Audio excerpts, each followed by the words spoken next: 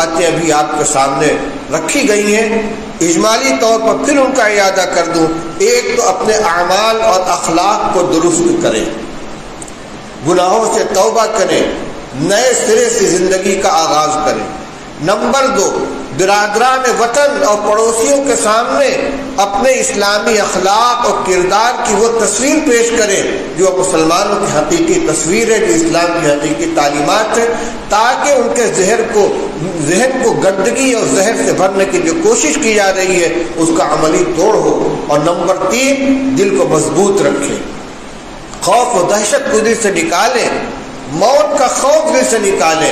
مرنا برحق ہے، اپنے وقت پر موت آئے گی اور صرف ایک مرتبہ آئے گی، کوئی موت کو روک نہیں سکتا، لیکن موت کے ڈر سے ہمیشہ ہم گھر کے اندر اب بیٹھے کانپتے رہیں، یہ بھی طریقہ نہیں ہے۔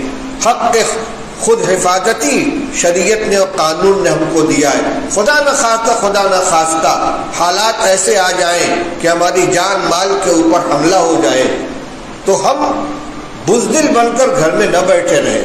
ہم امن و امان کے محافظ ہیں، اپنی طرف سے کوئی امن کے خلاف اقدام نہیں کریں گے، لیکن اگر ہماری جان مال عزت آبرو کے اوپر کوئی حملہ آور ہوتا ہے تو صرف نعرے تکبیر نہ لگائے چھت کے اوپر چڑھ کر، بلکہ اللہ نے جتنی طاقت دی ہے، ہمت دی ہے، جتنی استطاعت ہے، جو اسباب فراہم ہو ان کے ذریعے اپنا دفاع کرنے کی کوشش کرنی چاہیے۔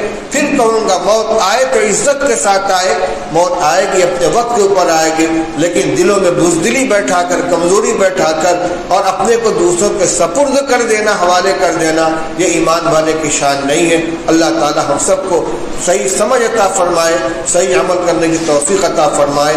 وآخر دعوانا الحمدللہ رب العالمین۔